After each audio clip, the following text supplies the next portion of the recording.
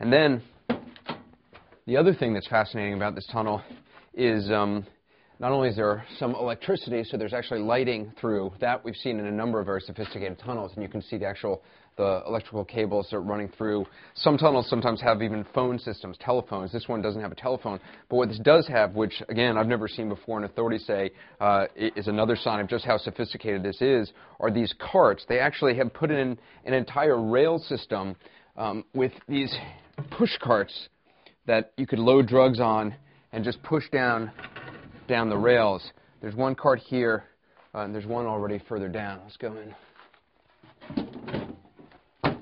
So there's actually, I didn't realize that there's 3 carts here. This is the second one.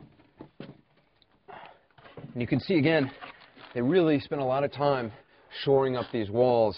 Usually you'll still see the actual stone wall or the dirt wall of the tunnel with just a few pieces of wood. But this is a solid wall of wood that they've created, and basically it's as far as the eye can see down. That's always a fear when the drug traffickers are digging these tunnels, that the tunnels may actually collapse on them.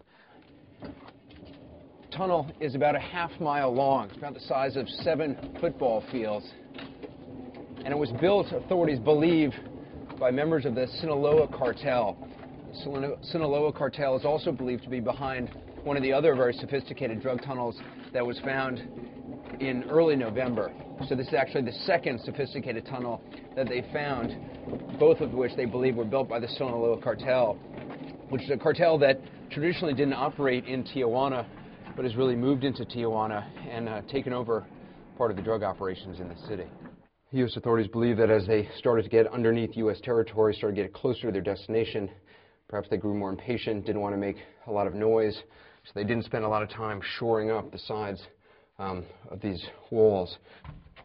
And about half a mile from where the tunnel began, in that house in Mexico, we come to just about the end of the tunnel here. We're still about 70 feet below ground at this point.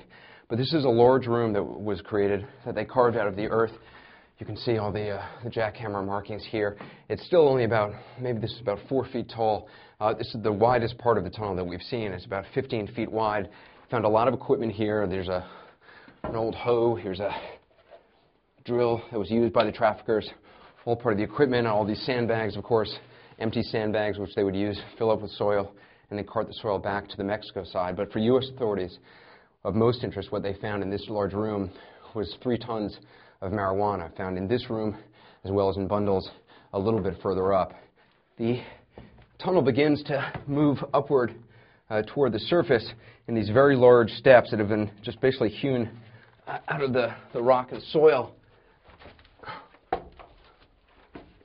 It's a very steep climb, climbing about 70 feet from that big room downstairs to an area where probably about now 10 feet or so away from the street level, and it just goes straight up. There's actually an area where you can stand up for the first time, fully upright, and if you look right up here, that's actually the bottom of a sidewalk right outside this warehouse in San Diego. So we're very close now to the surface, to the ground.